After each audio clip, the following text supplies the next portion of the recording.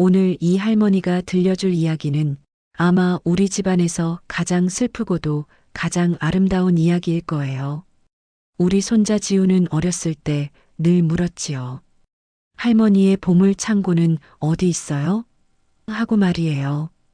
그때마다 나는 빙그레 웃으며 아주 깊은 곳에 숨겨뒀지라고 대답하곤 했었죠. 오늘은 숨겨두었던 그 비밀을 말해줄게요. 내게는 눈에 넣어도 아프지 않을 아들 하나가 있었어요. 이름은 민수. 이 녀석은 어릴 때부터 남달리 다정했고 나와는 세상 그 누구보다 특별한 모자 관계였었죠. 그런데 아들 녀석이 어느 날 낯선 아이를 집으로 데려왔습니다. 겉은 화려하지만 눈빛이 불안해 보이는 아이였어요. 나는 왠지 모르게 그 아이가 꺼림칙했지만 아들 녀석의 고집을 꺾을 순 없었지요. 이미 뱃속에 새 생명이 있다면서요. 결국 아들은 나와의 인연을 끊고 그 아이와 결혼해 이 집을 떠났습니다. 그렇게 우리는 서로의 소식조차 모른 채 살아갔습니다. 그렇게 몇 년이 지났을까요? 폭우가 내리는 늦은 밤, 전화 한 통이 걸려왔었죠. 아들이 교통사고를 당했다는 다급한 소식이었어요. 나는 그저 모든 것이 꿈이길 바라면서 아들이 실려갔다는 병원으로 미친 듯이 달려갔었답니다. 하지만 병원에 도착했을 때 의사는 내게 고개를 숙였고 나는 차가운 천에 덮인 아들의 싸늘한 몸을 보아야 했어요. 아들은 그렇게 세상을 떠났습니다. 그때 아들의 말을 들어주지 못한 제 자신이 후회스러웠습니다. 아들의 장례가 끝나자마자 며느리는 슬퍼하는 기색 하나 없이 낯선 사람들과 밤늦도록 술을 마시며 놀았어요. 나는 그때 알았습니다. 며느리에게 아들 외에 다른 남자가 있었다는 것을요. 어째서 내 아들이 폭우가 쏟아지는 그 밤에 운전을 했을까? 며느리는 갑자기 왜 집을 나갔는지 모르겠다고 말했지만 나는 그게 거짓말이라는 걸 직감했습니다. 내 아들이 죽은 이후에 며느리와 관련이 있다는 것을요. 나는 마음속으로 며느리를 용서할 수 없었지만 하나뿐인 손주만은 챙겨야겠다고 생각했어요. 며칠에 한 번씩 손주를 찾아갔어요. 갈 때마다 며느리는 지우를 깨끗하고 예쁘게 꾸며서 자랑하듯이 나에게 보여줬습니다. 어머니, 지우는 제가 잘 키우고 있으니 걱정 마세요라는 며느리의 말과 손주의 환한 웃는 얼굴을 보며 나는 안심했었지요. 하지만 그때는 몰랐습니다. 지우의 그 웃음 뒤에 얼마나 큰 상처와 고통이 숨겨져 있었는지요. 그날도 지우를 만나러 갔는데 며느리에게서 잊을 수 없는 향수 냄새가 났어요. 내가 마지막으로 봤던 아들의 옷에 배어있던 바로 그 향이었죠. 향수 냄새가 독하다고 싫어했던 내 아들이 왜 그 향을 몸에 두르고 있었을까요? 며느리는 새로 산 향수라며 웃었지만 나는 그 웃음 뒤에 감춰진 진실을 보았습니다. 나는 조용히 며느리의 핸드폰을 훔쳐봤어요. 수많은 남자들의 이름이 뜨는 것을 보고 불안해졌습니다. 그날 이후로 며느리를 의심하기 시작했어요. 더 이상 혼자 고민할 수 없었지요. 결국 며느리가 외출할 때를 기다려 몰래 미행하기 시작했답니다. 며느리는 매일 밤 늦게까지 돌아다니며 다른 남자들과 어울려 놀고 있었어요. 나는 충격과 배신감에 몸이 떨렸습니다. 그러던 어느 날 며느리가 만취한 채로 들어와 자고 있는 틈을 타 며느리의 가방을 뒤졌습니다. 가방에는 낯선 남자의 지갑이 있었고 지갑에는 며느리와 함께 다정하게 안고 찍은 사진이 들어 있었습니다. 나는 그 사진을 보고 모든 것을 확신하게 되었습니다. 떨리는 손으로 며느리의 핸드폰도 훔쳐보았습니다. 핸드폰에는 낯선 남자와 주고받은 메신저가 있었습니다. 메신저에는 이렇게 쓰여 있었어요. 어떻게 남편이 우리 관계를 알았어. 미친 듯이 화내더니 지우가 보고 있으니깐 말없이 뛰쳐나가더라. 응, 이렇게 비가 쏟아지는데. 몰라, 짜증나. 그냥 안 들어왔으면 좋겠어. 저 애만 아니었으면 결혼도 안 했지. 아, 진짜 짜증나, 답답해. 그 메신저를 보고 있으니 아들의 죽음이 단순한 교통사고가 아니라 며느리의 불륜 때문이었다는 것을 알고는 온몸의 피가 거꾸로 솟는 것 같았죠. 그 순간 나는 깨달았어요. 내 아들뿐만 아니라 내 손주마저 며느리에게 맡겨둘 수는 없다는 것을요. 나는 당장 지우를 데리고 나와야겠다고 생각했답니다. 다음 날이었어요. 나는 며느리에게 지우와 같이 외출하고 싶다고 말했지요. 며느리는 별다른 의심 없이 허락했어요. 지우를 데리고 밖으로 나왔는데 녀석이 갑자기 배가 아프다고 해서 화장실에 데리고 갔습니다. 지우의 바지를 내리는 순간 나는 내 눈을 믿을 수 없었답니다. 삐쩍 마른 몸, 그리고 팔과 다리에 가득한 시퍼런 멍을 보는 순간 나는 온몸의 피가 거꾸로 솟는 것 같았죠. 지우야, 이게 다 뭐니? 물었지만 녀석은 아무 말도 하지 못하고 조용히 흐느끼고 있었어요. 그때 나는 알았죠. 며느리가 지우를 방치하고 학대했다는 것을요. 나는 더 이상 참을 수 없었어요. 분노에 차 며느리에게 달려갔습니다. 내가 감히 내 아들 녀석의 목숨도 모자라 내 손주까지 괴롭혀. 며느리는 변명으로 일관했지만 나는 더 이상 속지 않았어요.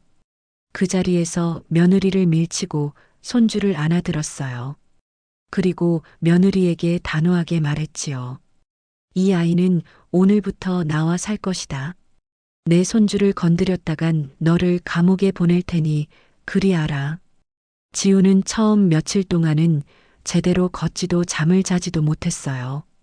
특히 비가 오는 밤이면 악몽에 시달렸죠.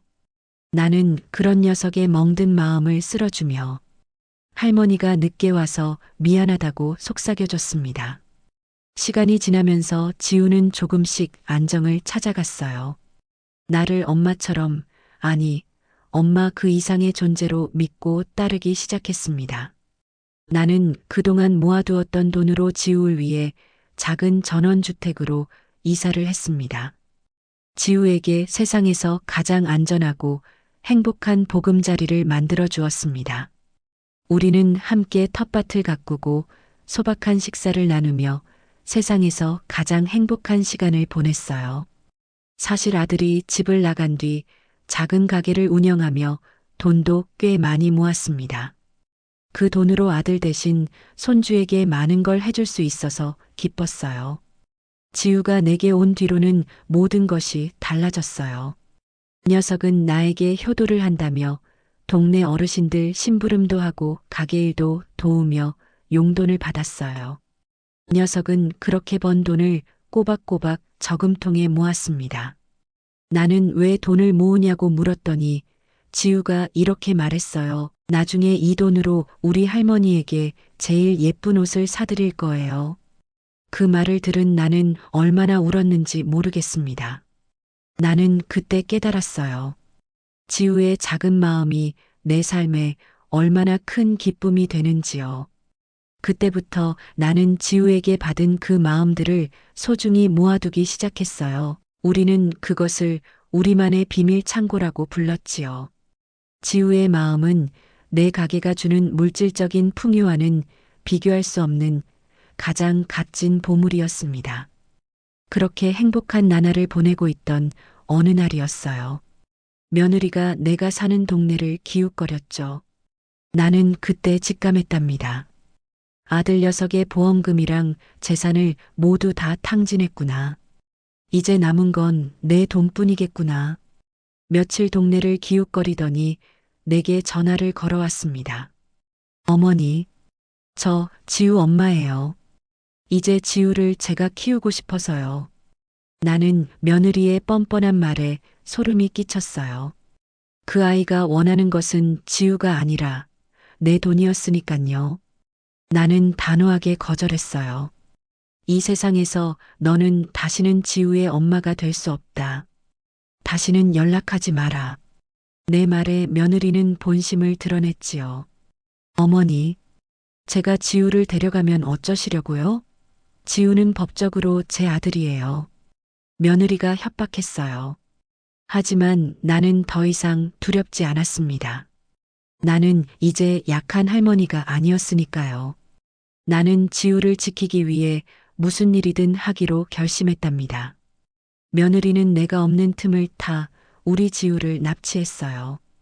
당장 돈을 가져오지 않으면 이 아이를 다시는 보지 못하게 될 줄 알아. 며느리의 협박 전화에 온몸이 얼어붙는 것 같았습니다. 하지만 이대로 당할 순 없었죠. 나는 머리를 굴려 며느리에게 한 가지 묘안을 던졌답니다. 돈은 이미 준비해뒀다. 대신 너와 나 단 둘이서만 만날 장소로 와라. 아무도 없는 곳으로. 돈에 눈이 먼 며느리는 내가 말하는 장소로 달려왔습니다. 나는 이미 경찰에 모든 진실을 이야기하고 그곳에서 기다리고 있었어요. 약속 장소에 며느리가 나타났고 나는 일부러 손을 떨며 다가가 이렇게 말했어요. 이 돈, 내가 평생을 모아온 돈이야. 이걸 다 가져가고 다시는 우리 앞에 나타나지 마라. 내 말에 며느리가 씩 웃었어요. 돈가방을 낚아채려는 그 순간 나는 며느리의 귀에 조용히 속삭였어요. 넌 나를 너무 우습게 봤어. 감히 우리 지우를 납치하다니. 넌 정말 씻을 수 없는 큰 죄를 저질렀어. 내 말이 끝나자마자 어둠 속에 숨어있던 경찰들이 며느리를 향해 뛰쳐나왔습니다. 며느리는 믿을 수 없다는 듯 나를 노려보았지만 이미 늦었지요.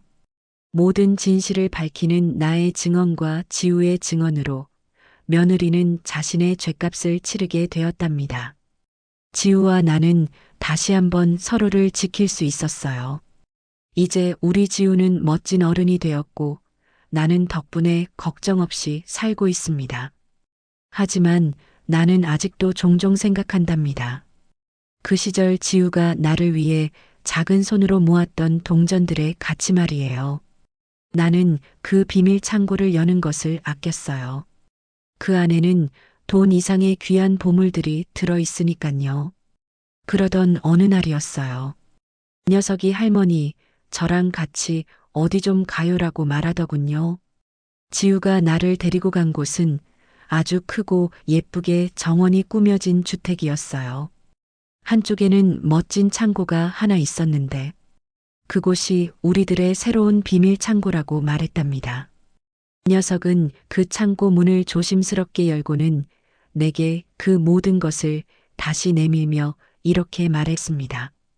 할머니, 이제 이 보물 창고는 할머니 거예요. 이 안에 있는 건 제가 아니라 할머니의 사랑이에요. 제가 힘들 때마다 할머니가 저에게 주신 사랑. 이제 제가 평생 할머니께 되돌려 드릴게요. 나는 그때 깨달았어요. 내가 지키고 싶었던 보물 창고는 단순히 돈이 아니라 내 사랑을 온전히 되돌려주는 지우의 마음이었다는 것을요. 나는 그 자리에서 말없이 지우의 손을 잡았어요.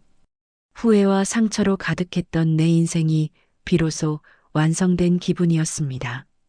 인생은 돈이나 물질이 아니라 서로에 대한 믿음과 사랑으로 만들어지는 것입니다.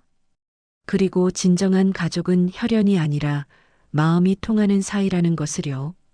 나의 비밀 창고는 우리의 사랑으로 가득 채워져 있어요. 그것이 바로 내가 가장 큰 부자가 될 수 있었던 이유입니다. 여러분에게는 어떤 보물 창고가 있나요? 댓글로 꼭 나눠주세요. 저도 하나하나 읽어볼게요. 제 이야기가 마음에 드셨다면 좋아요와 구독 부탁드립니다. 감사합니다.